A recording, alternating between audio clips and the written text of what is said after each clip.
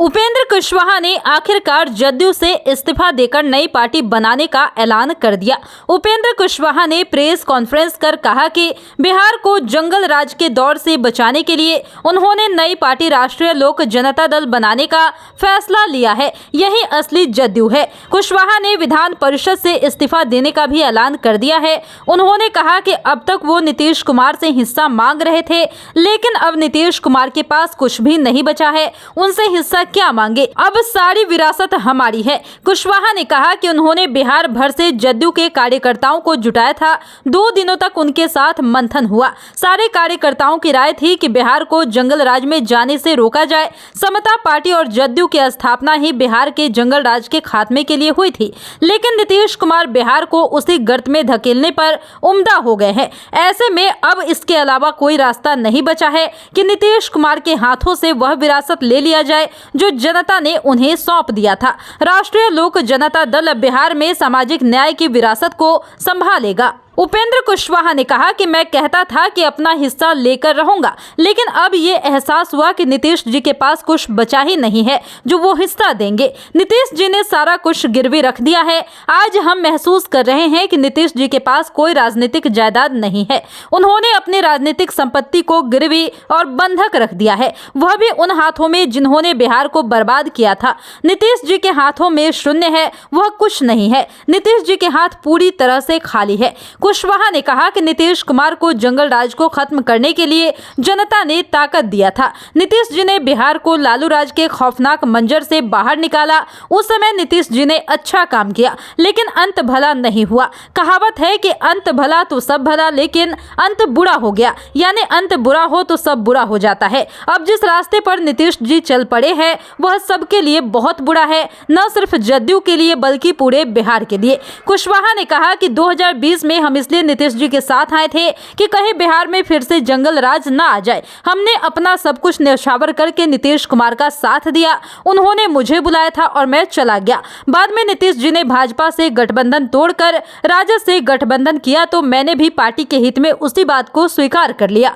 उस समय भी मैंने नीतीश जी को कहा था कि नेतृत्व अपने हाथों में रखिएगा, वरना सब बर्बाद हो जाएगा। जिन लोगों के साथ आप जा रहे हैं उनके दामन दागदार है। नीतीश जी ने कहा था कि वो सत्ता की चाबी अपने पास ही रखेंगे, लेकिन गठबंधन बनने के बाद डील की चर्चाएं होने लग गई। नीतीश जी ने खुद कहना शुरू कर दिया कि हम बिहार का दायित्व तेजस्वी यादव को सौंपना चाहते हैं। नीतीश जी ने ऐलान कर दिया कि तेजस्वी यादव अगले मुख्यमंत्री होंगे। जब नीतीश कुमार ने ये ऐलान किया तो पूरे बिहार के मन में चिंता आ गई। आगे क्या होगा बिहार का, यह सब सोचने लग गए। क्या मैं चुपचाप बैठकर तमाशा देखता, बिहार फिर से जंगल राज के दौर में लौट जाए, इसका इंतजार करता? हमने तय किया है कि बिहार को बर्बाद करने वालों के हाथों में सत्ता नहीं जाने देंगे। हमने मुख्यमंत्री से मिलकर सारी बात कही। हमने बताया कि हमारा जनाधार खिसकता जा रहा है, लेकिन वो नहीं संभले। उपेंद्र कुशवाहा ने कहा कि हम शुरू से देखते रहे हैं कि नीतीश जी पहले कोई भी राजनीतिक निर्णय खुद लेते थे, लेकिन आज वो खुद निर्णय नहीं ले पा रहे हैं।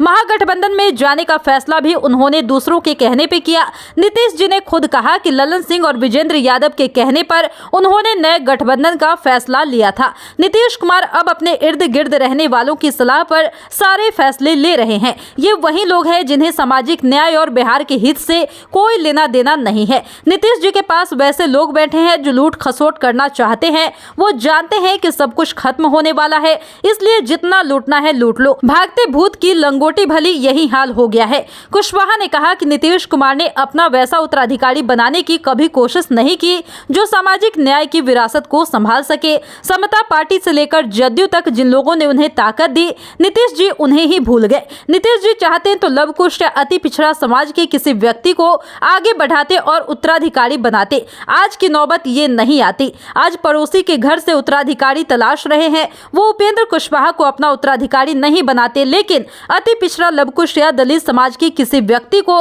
आगे बढ़ाकर उत्तराधिकारी बना सकते थे, लेकिन उन्होंने ऐसा नहीं किया। आज अपने घर में उत्तराधिकारी नहीं दिख रहा है, तभी पड़ोसी के घर में ताक झांक कर रहे हैं। कुशवाहा ने कहा कि वो न सिर्फ जदयू की सदस्यता बल्कि विधान परिषद की सदस्यता से भी इस्तीफा दे रहे हैं। कुशवाहा ने कहा कि मैं जमीर बेचकर अमीर बनने का काम नहीं करता। वो कहते हैं कि एमएलसी बना दिया तो लीजिए, मैं एमएलसी पद से इस्तीफा दे रहा हूं। मैं विधान परिषद के सभापति से मिलकर इस्तीफा सौंपने जा रहा हूं।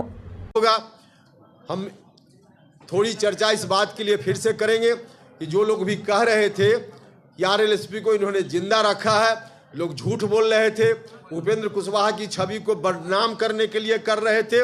आरएलएसपी का मर्जर उसी वक्त हो गया और बजाबता हम लोगों ने उस वक्त बैठक करके प्रस्ताव लेकर के इलेक्शन कमीशन को सुपुर्द कर दिया। इसलिए आरएलएसपी नहीं है, हम तो सब छोड़ कर आए थे। हम नहीं जानते थे कि एक दिन ऐसा आवेगा कि इस विरासत को संभालने के लिए फिर से हमको कमान संभालने की जवाबदेही हमारे साथी मेरे ऊपर देंगे। लेकिन वह दिन आ गया तो फिर से नई पार्टी बनाने का काम हमको करना है और नई पार्टी जो बनाने का निर्णय हमारे साथियों ने लिया है, जिसका राष्ट्रीय अध्यक्ष बनने की जवाबदेही भी मेरे ऊपर सौंपी है, उस पार्टी का नाम है राष्ट्रीय लोक जनता दल।